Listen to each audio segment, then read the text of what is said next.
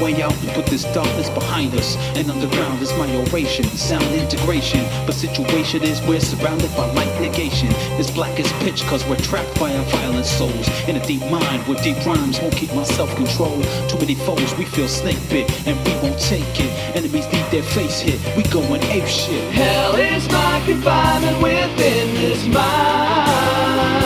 Hello, ladies and gentlemen, boys and girls, it is me, Dixie T, and we are back.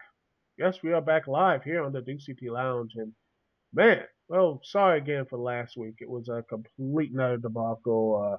Something happened with TalkShoe again, and and I was gone for the weekend. I couldn't do anything, couldn't upload or anything else. I was, busy, went to a wedding. It was fun. It was nice.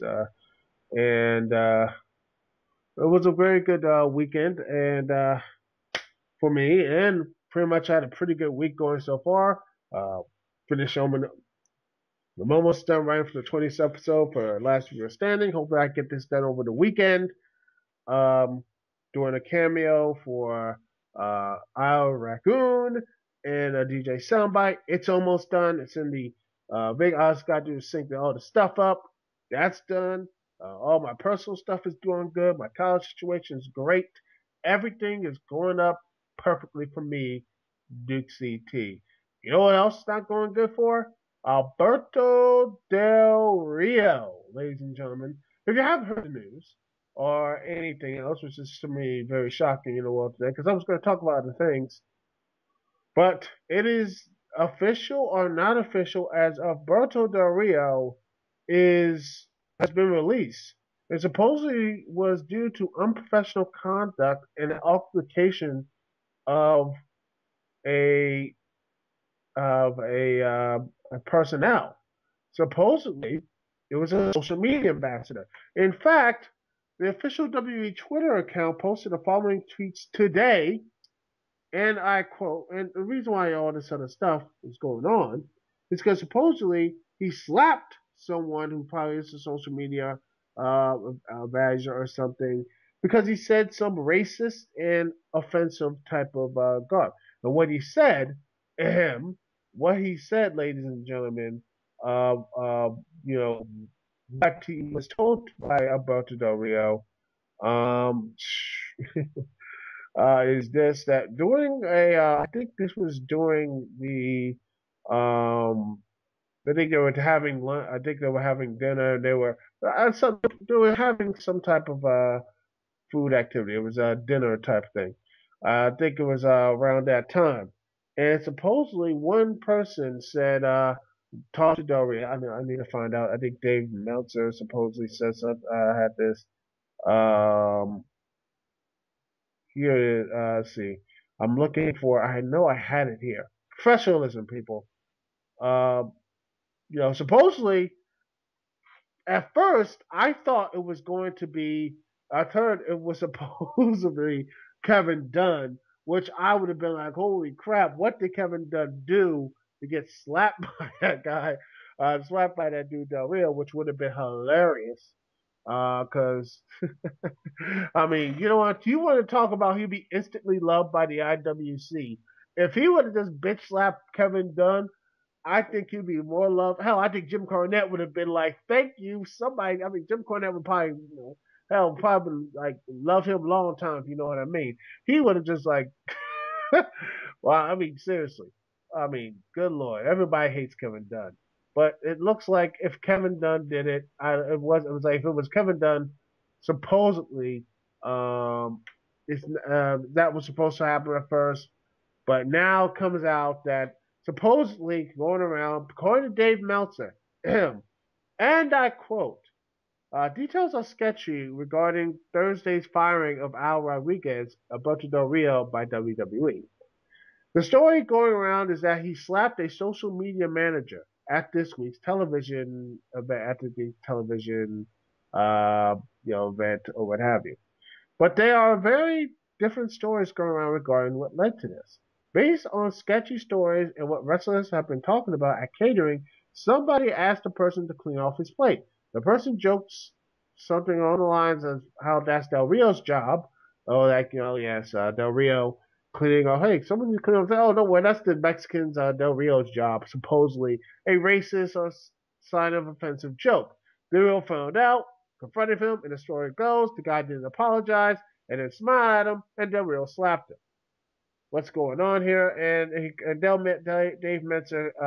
Meltzer continues that the belief is he will have a 90-day non-compete, which is likely to apply to TNA AAA, which both of which have interest in him. AAA will be certainly interested in him for the company's U.S. expansion, which would be interesting. I haven't watched much of AAA Mexico. If they are expanding U.S., I think Del Rio will be a very good ambassador for it. And supposedly, if this stuff is true, you probably will get a lot more sympathy because a lot of people, don't really like this, don't really are kind to supposed people who are supposed, racist and such. Not to say that Del Rio did was right or anything. No. There are better ways he could have handled this situation. But sadly, this is the WWE, ladies and gentlemen. If he went to, HR or what have you, he'd be punked out. He'd be like, man, Vince McMahon wouldn't like him. But this is the WWE because like physical altercations. Joey Styles punched out JBL, gave JBL a black eye. And he's still around.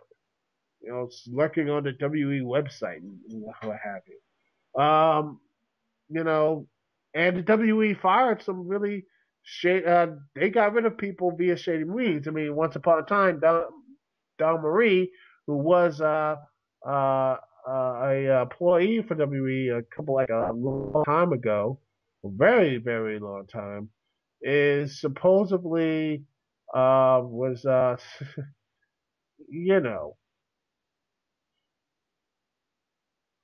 Don Marie was suing WWE was fired because she was pregnant. She sued the WWE because WWE did that while she was pregnant. They fired her. They released her, which was it still is BS.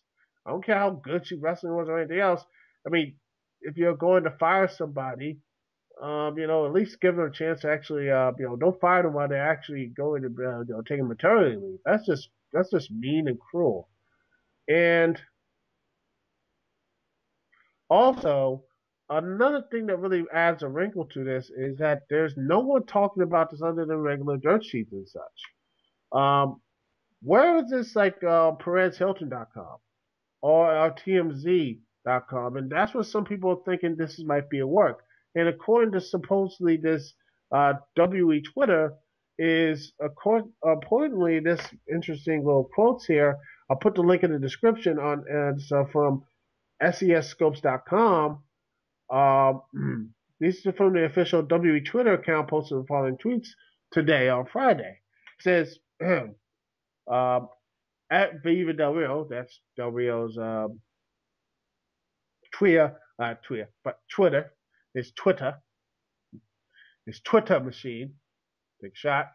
It says right here, and I quote, Viva Del Rio is responsible for his own actions. If you're angry at anyone, be angry at Alberto. There is no excuse for a pro athlete not to conduct themselves in a professional manner. And I never heard this from the WWE before. The WWE never really addresses this stuff here. If this is supposedly true, I don't know, but where is everyone else here? Everybody was commenting on TNA's woes and everything else, which to me is hilarious because everyone knows TMZ was supporting it, but not a peep from this, which seems to be very interesting. There's no peep here, especially from TMZ. TMZ loves this type of stuff, and supposedly this could be because I don't think Del Rio woke up one day because he was pissed off someone said a racist thing to him. This could have been over time of a lot of racist and racial abuse by the workforce. And I think he was going to not resign with the company anyway. He was just saying, screw it. He didn't care anymore. Bitch slapped the guy and just rolled out. In fact, I honestly would not be surprised if he said, no, I'm just going to go back to Mexico or retire because I think he saved up all his money, what have you, and everything. Hopefully he's responsible. But for the most part, yeah, I'm sorry. This seems to be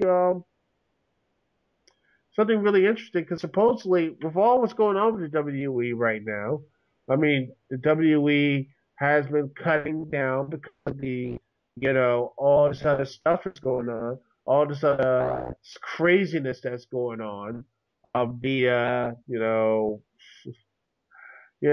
the losses of the WWE networks not doing well. It lost 100,000 subscribers. It gained 31,000, got up to 900 subscribers, and I'll probably get some more from the international rollout, which should have been at the beginning.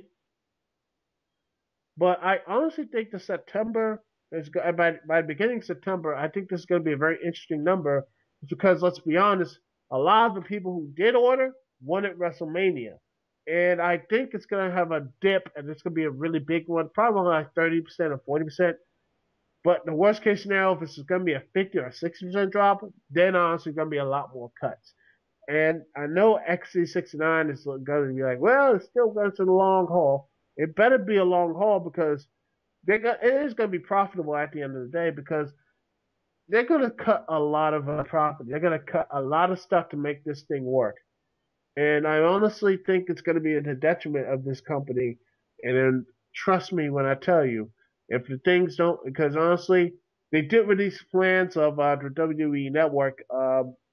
They did release plans, like, say, if you're going to do it for only 1 month, you get $20. That's it. That's good. Most people are going to do that for WrestleMania, and probably for the Royal Basket for WrestleMania. They're not going to stay there for the network, because there's not much original content. There's not much really anything else, just wrestling. I mean, you have Legends House, but pretty much that's it. If you're not really, I mean, it's not like Netflix, because Netflix, you have everything under the sun. There's a baseball documentary that's on Netflix right now, which I'm going to be checking out this weekend. That sort of thing. And I'm going to be looking at that. But everything else, it's like, you know,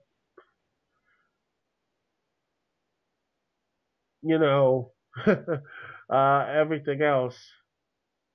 Uh, it's just going to. I would not be surprised this thing might implode. I mean, the WWE not imploding, but I would not be surprised if something bad might happen. I'm just saying, you know, I'm worried about that sort of thing, because I don't want this company to go down. Please tell me that I don't want that to happen. I don't want that to happen. Maybe I'm being paranoid. Maybe I'm not. I don't know, but it's something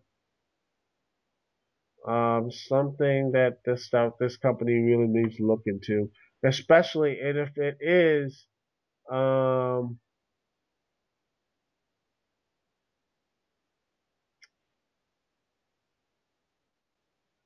it's supposedly what's going on with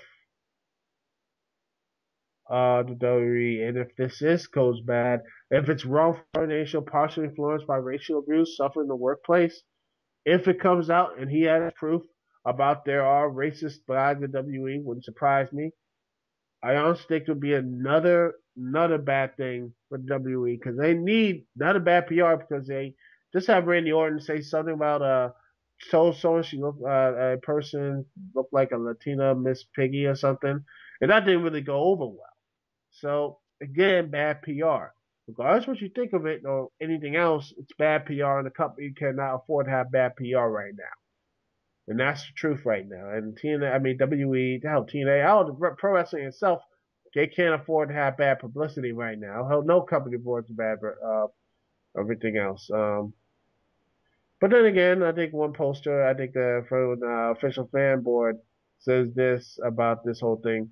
Uh, about two of them actually. Some would say it's a work, but this one, Compact. I'll put the link in the description, the forum post of the freaking awesome network full forum post, which I agrees to me. This would be truly the case. It says responding to Nishi, what have you. Here it is, Compact, which is very interesting. It says, "What's the payoff of this being work though? Not that it surprised me if it was also a weird angle, but I just don't see what's in it for Del Rio or WWE to fake this. I think it's more likely reason it's not on TMZ. It's just that there's no clear story as to what happened still, which is true. Because if this was a work, what would be the purpose? If it was a work, what would be the purpose of this work? Who will get over? Who is going to get over? Who gets that the other? Because Lord knows I don't know what's going to happen here. I mean, I don't know what Del Rio becomes a face because the racist WWE as he joins the new nation with because of financial backup, the new nation of I mean Xavier Woods, Kofi, and Big E, which they weren't even on the TV this week on WWE. I don't know. Maybe that has something to do with main event, but um, I don't know. Maybe.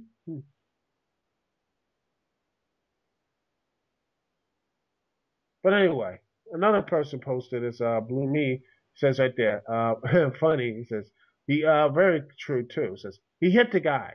Period. He's done. They aren't required to protect him for shit after that. Guy makes a racist mark. Go to the boss. You don't hit the guy. There's no win or lawsuit for wrongful termination. Yes, Your Honor, the guy made a racist joke and wouldn't apologize, so I hit him. Dismiss. In the real world, you don't get to smack people that say something you don't like. If someone does something that makes you uncomfortable, whether it's sexual or racist in nature, then the employee has a responsibility to report this to management. Did you do it? Nope. You freaking hit the guy. He got what he deserved for being a dumbass. But once again, this is not a normal business requirement, my friend. If he's listening, it's a WWE because Lord knows Vince does not like. I mean, if he would have went there and said, "Okay, this that," he would probably get buried in backstage heat because Vince, for whatever reason, likes his guys to man up and fight his own battles or what have you. And it's a very messed up work environment, a very messed up work environment. Because hey, if someone said racist stuff to me or anything else, you go up to the management, you talk to management, and then that sort of thing. It just doesn't make any sense. WE does not make any sense. Anyway, we're gonna take a small little break. We'll be right back. After this, we're gonna listen to some more OC remix tracks. Next up, it'll be something from its new album. New album you can get from the website. It is the Superman 64 Portrait of the Plumber, and we'll be right back after this track. It is called The Third Dimension. We'll be right back right after this. This is the Dixie Lounge. Thank you for joining me, Dixie. Hey!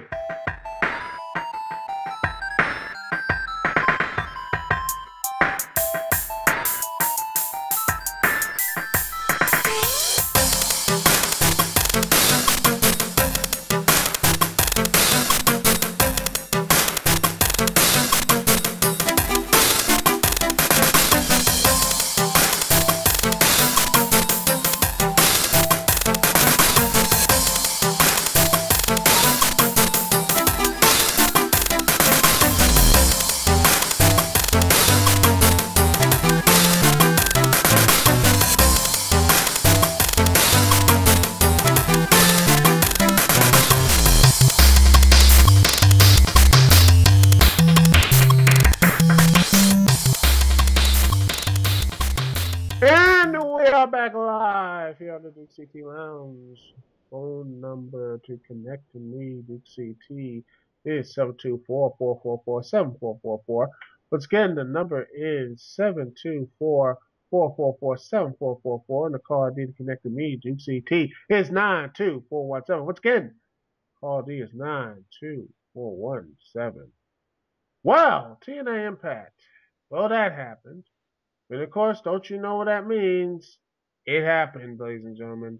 Dixie Carter went through a table, but before I get into all that craziness and all this other stuff, um, honestly, I have to say, Impact was not that bad this week. Actually, it was a very good and fun.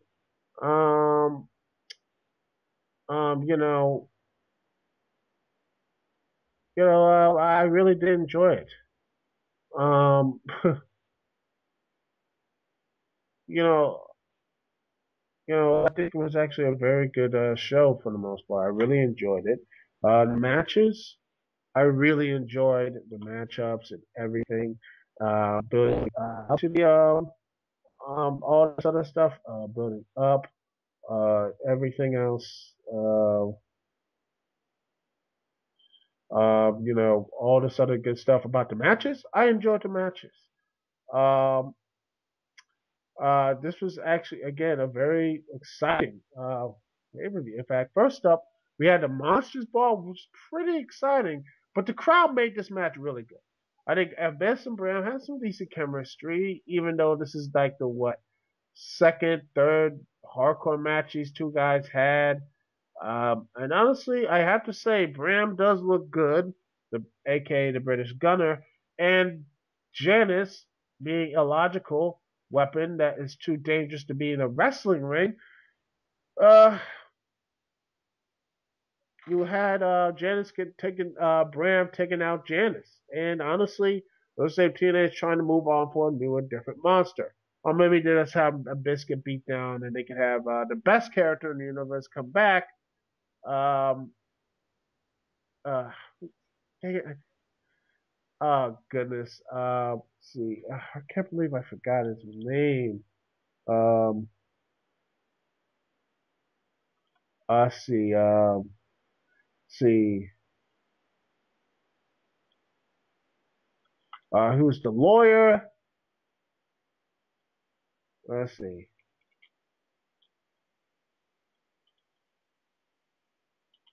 Lawyer. Let's see. Was it? Chris Parks, ladies and gentlemen. Chris Park. Oh God, I love that guy. Hopefully, this will bring him back. Because honestly, I liked him as. I mean, seriously, Chris Parks was awesome.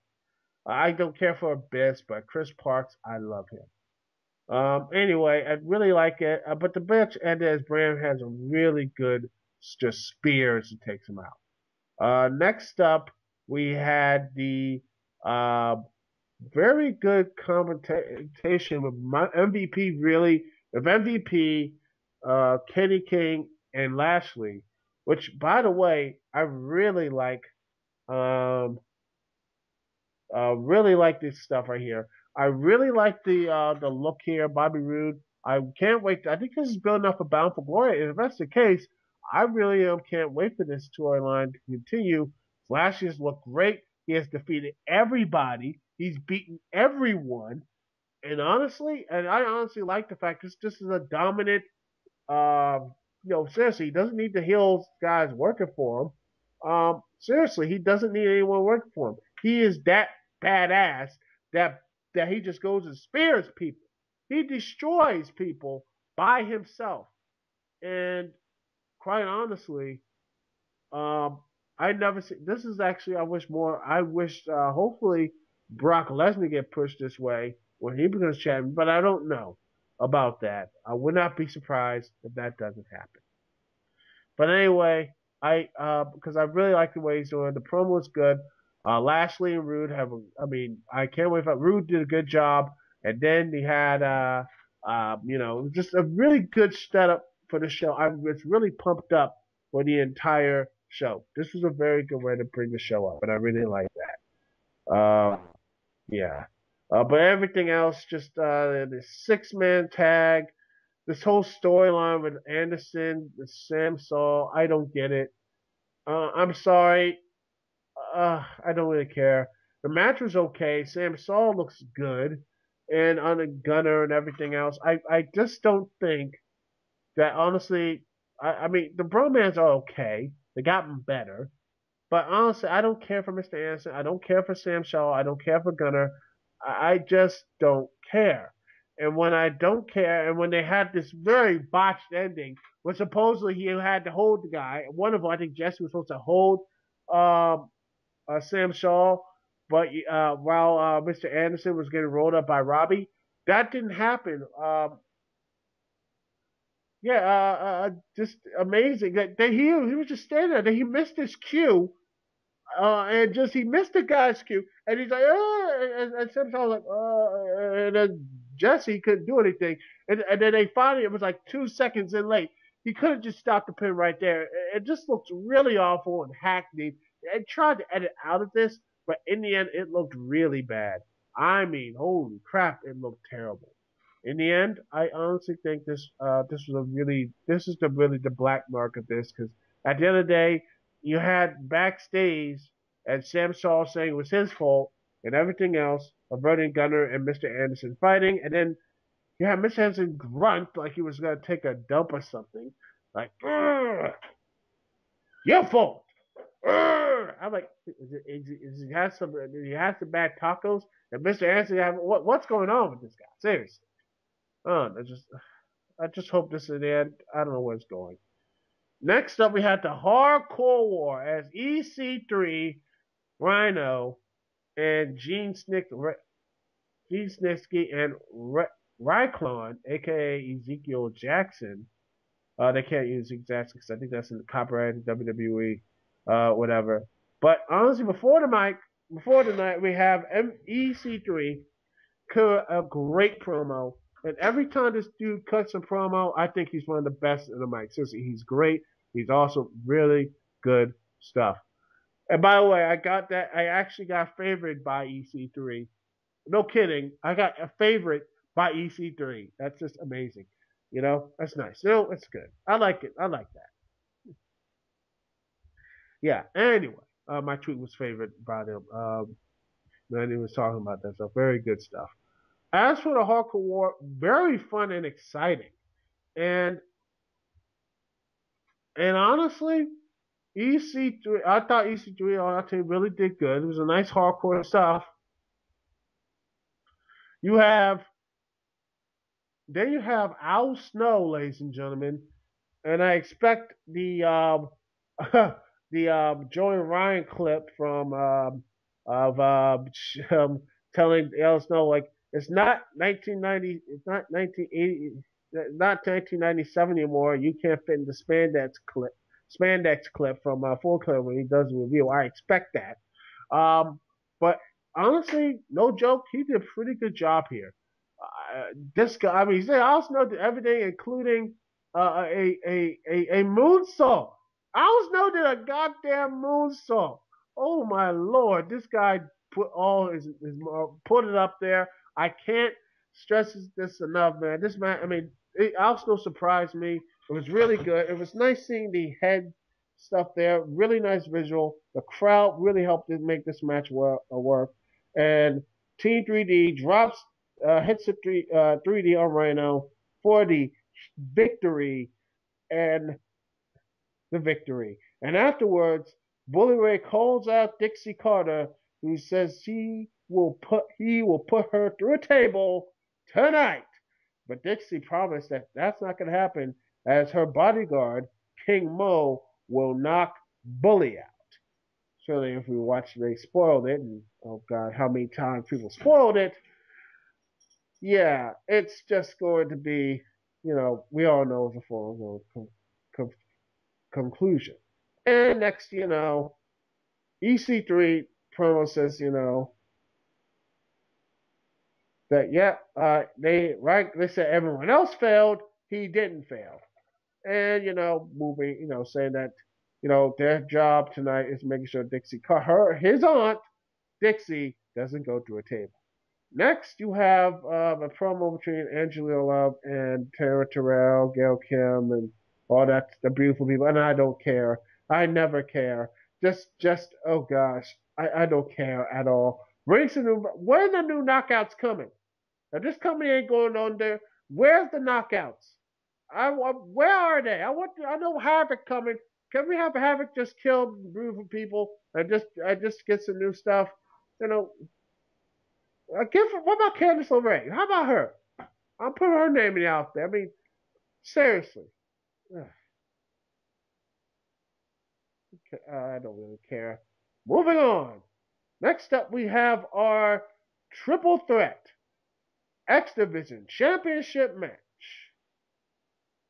As we have James Storm By the way, I saw the promo and saying what's going on about what's going on with him and Sonata and uh, Great Muda.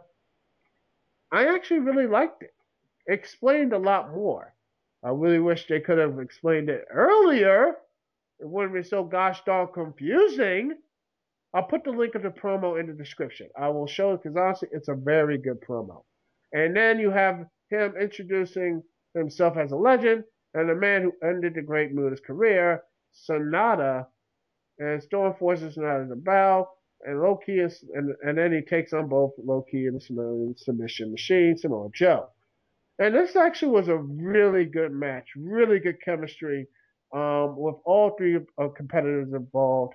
All three men deserve kudos because this match was fun, exciting, and very exciting. And it builds up to the match between Low Key and Samoa Joe. And honestly, it builds it up because Samoa sadly has to eat the submission here. I don't know how would you have done that. Maybe a pinfall would have been a little bit better. But overall, I really can't really say anything negative about this match. It was really good. It also builds up Low Key and Samoa Joe for when their eventual confrontation. And Sonata, hopefully this builds him up more or something because maybe this will make James Storm toughen him up even more. I don't know. But honestly, I really like this match. And overall, it's really exciting. And then we get to it, ladies and gentlemen. We get to it. As TNA president, Dixie Carter, enters the arena, which I have no idea why she was there. Seriously, I have no idea why she was there at the arena. It makes no sense because it's just doesn't make any sense. Because if this person was any voice threatening me, I'll leave. Or maybe it's just because of the hubris about her. She's like, I put Bully Ray through multiple tables and left him in a pile of his own, pile of his own blood, yada yada yada. I was so smart. I defeated everybody. I took everybody. I mean, I took him out many times. I'm not worried about him. And yet now her empire is crumbling before her, quite literally, of course, and such. Yeah, Dixie. A lot of people are looking forward to. Yeah, whatever. Just you know what? Just get Spike TV, which supposedly this is happening. Breaking the whole illusion here. Uh, Spike TV supposedly wants 10% of TNA. They want to show stock in TNA like 10%. And I think that's going to happen. All the other stuff is not going to turn out. They're not going to give her a real deal that's going to help do anything. Dixie Carter's going to relent. Spike TV's got to get what they want. TNA's going to stay on Spike TV. That maybe this means something to just say, that sort of thing. Which I keep hearing about. But I don't know. Anyway, Dixie Carter comes back and says the crowd was bored her, and she says, right back at you. Right back at you. And just rips on EC3's team. She's just fires Rakon Snitsky. Just completely fires them. Which is funny enough, she's the president, but I still don't know why she's not the director of authority. She has no power. I thought lockdown solved that, but no, hey, I don't know. Apparently, she didn't get much comeuppance anyway. That would have been a great way to write out her character. Personally, that would have made some sense, some logical sense, but still.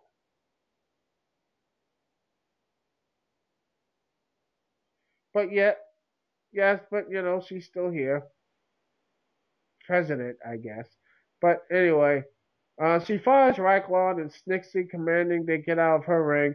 She fires the fans. Nice. Seriously, she's ripping off Vince McMahon.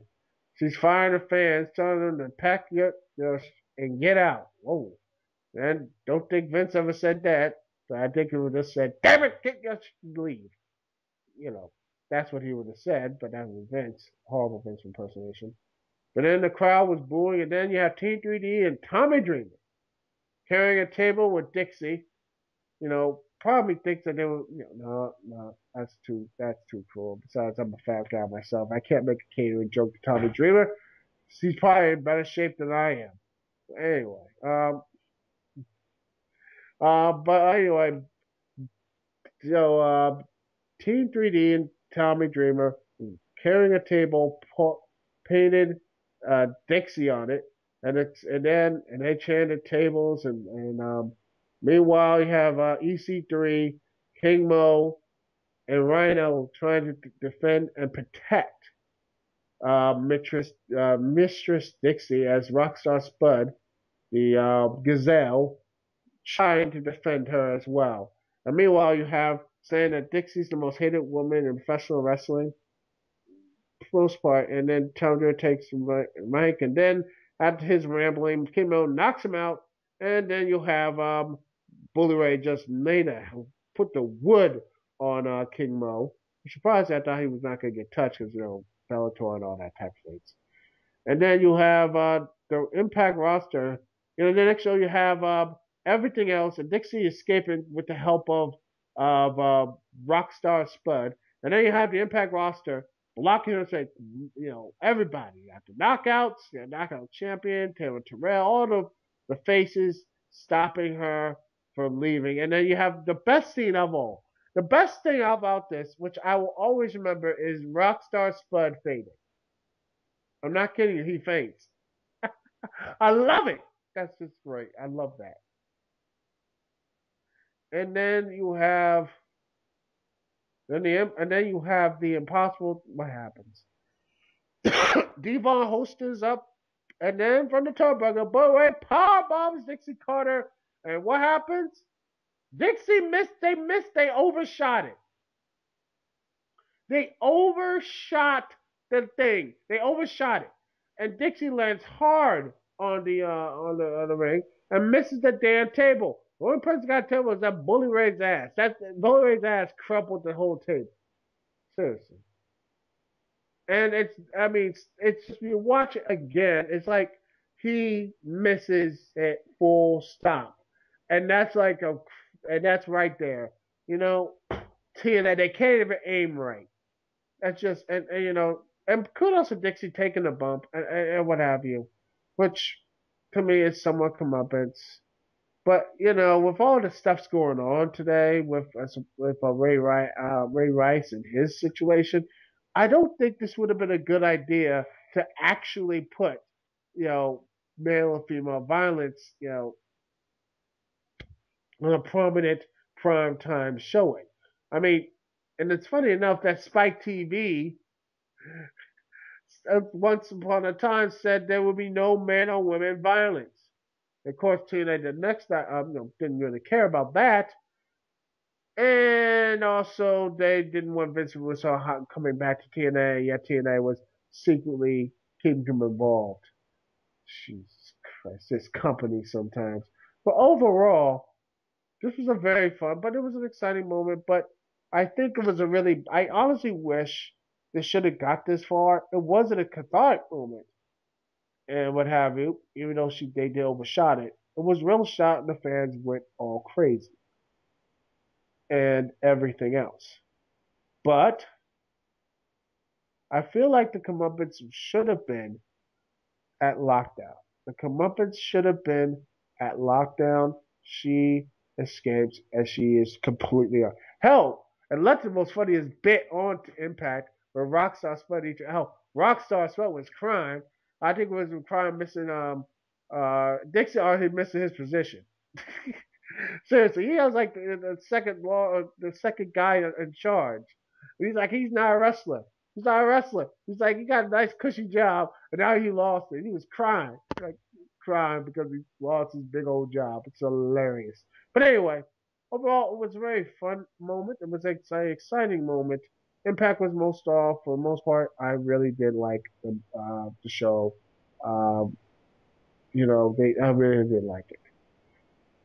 And yeah. And don't worry, folks. The train keeps running as I finally review Guardians of the Galaxy. I was going to do it last week, but the whole thing with TalkShoe. Okay. Anyway, we're going to talk about that, and we will be we'll be talking about that.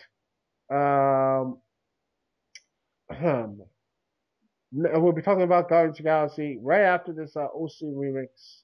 We'll be after this OC remix song, And what I'll be playing is from Shell Shock. I'll be playing, in celebration of the new movie, which I don't know what's going to be the box office. Some say it's going to be 54 million.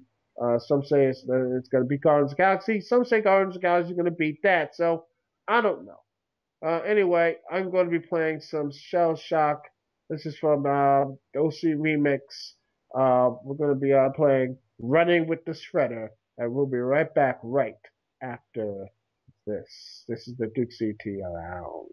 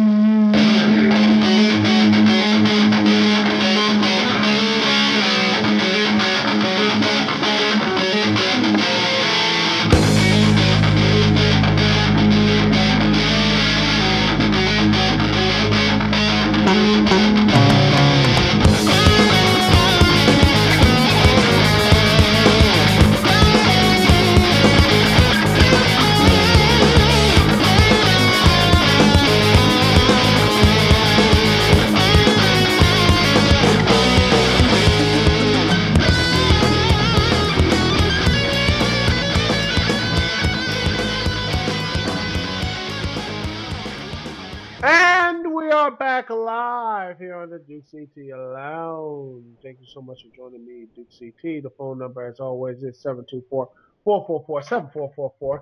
Once again, the number is 724-444-7444. And the call ID connecting me, Dixie is 92417. Call ID is 92417. Well, I was a week late with this, but a week late, and now hopefully not a dollar short. I'm going to be talking about the Guardians of the Galaxy. And let me tell you something. I saw it twice. And I'm telling you something, I don't do that while movies in theaters. I actually loved it. I loved it.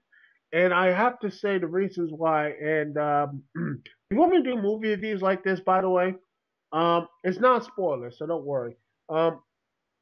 If you're want me to do movie reviews during the Dukect Lounge, please tell me in the comments. Tell me if you like them, don't like them, whatever. I should have done this first, but anyway. Back to Guardians of the Galaxy. I really enjoyed it. In fact, this was probably one of the best. Seriously.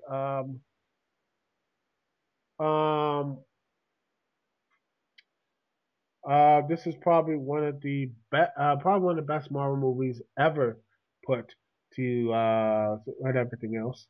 Um, it was a very fun movie. Every character Batista is great in this. I love Batista, Rocket Raccoon, Bradley Cooper, Rocket Raccoon, Vin Diesel, I Am Groot, great stuff. Chris Pratt, great action hero. Just very good characters. Fucking Ronan, I really like Ronan in this movie. I mean, I know they only have not really much villains or what have you, because I think he's probably one of my best villains. I mean, he's not better than Loki. He's not better than Loki. That's the hey, Loki's not there. But honestly, as movie villains, he's a lot more interesting and probably a lot more badass than Killian in Iron Man 3. And basically, he's a lot better from that dude who was in Thor: The Dark World.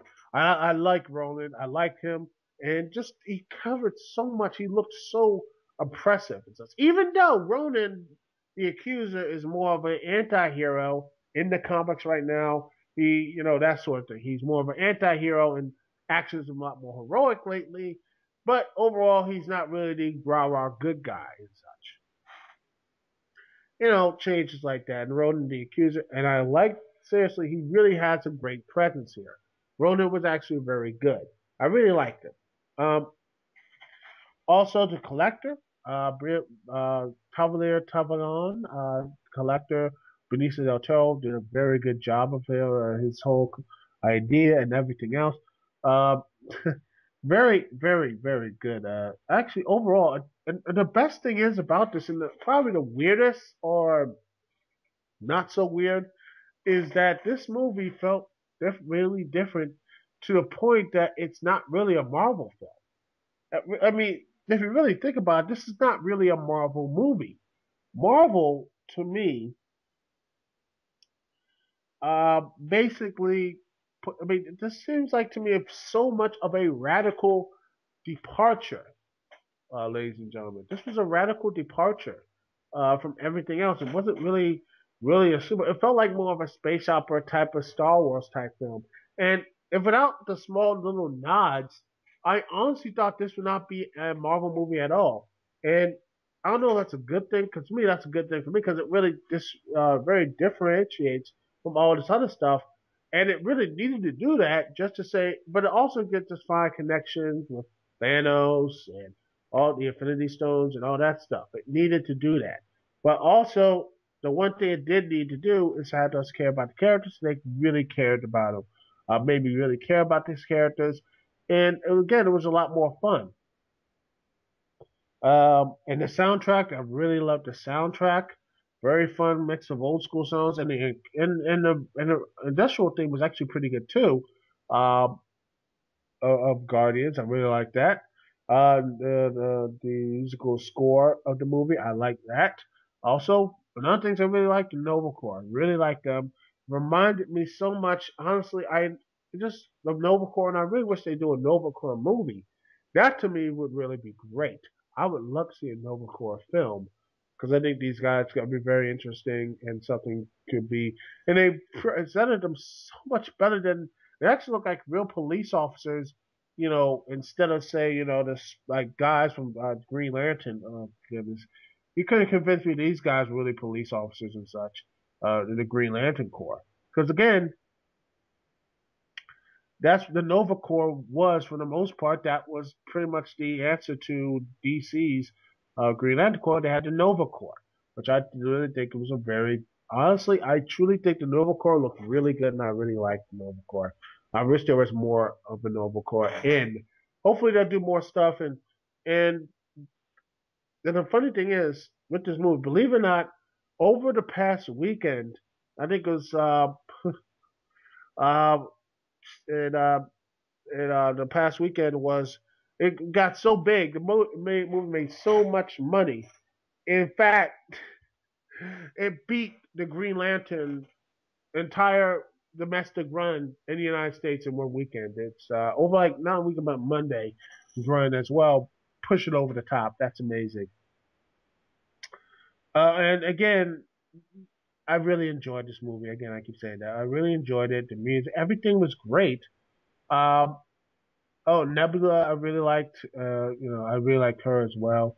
And and again, one thing I liked about this movie, it wasn't much of a more. I felt really, again, I keep reiterating the point, is that this film didn't really feel like a Marvel film.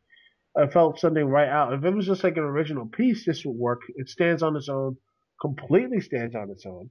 And one day, are they going to return? I supposedly they are working on a sequel right now. James Gunn did a great job here, and I think this could be, will they meet the Avengers? And on the comic books, Iron Man goes up in with the Guardians of the Galaxy, hangs out there for a while. Is that going to happen? Is it going to happen in the Marvel universe? Are they going to stop by? Is this going to be very interesting? And I wonder. But overall, I think this is a very fun, exciting movie. I recommend you go see it. I might see it again in 3D again because it's just really fun, and I can't wait. And I can't wait to get it on DVD because I'll probably get it on DVD and Blu-ray. And I got PS3, so I can finally get a Blu-ray now. So huzzah! Well, anyway, that's the show, ladies and gentlemen, and I hope you enjoyed it. It's an hour-long podcast of me talking, but don't worry, I'll cut it down to something reasonable, and cut it down some reasonable. Um, you know, making sure everything go in the little bit parts and all that good stuff. Hopefully, it won't be too long, and it'll hopefully be up around probably around probably hopefully be up tonight. If not tonight, hopefully on Saturday, and definitely will be up on Saturday. Anyway, so, well, it's been a very fun, exciting podcast. I talked about something positive at the end. That's really great for me. And yeah, that's it. Thank you so much for listening and enjoying the Dixie Lounge podcast. Um, keep watching, keep listening, keep subscribing, keep doing, and most importantly, keep doing you. And hey, I believe in you, and I believe in you, and all that good stuff. Anyway, it's Dixie T here. Peace and love. I will see y'all when I see y'all later.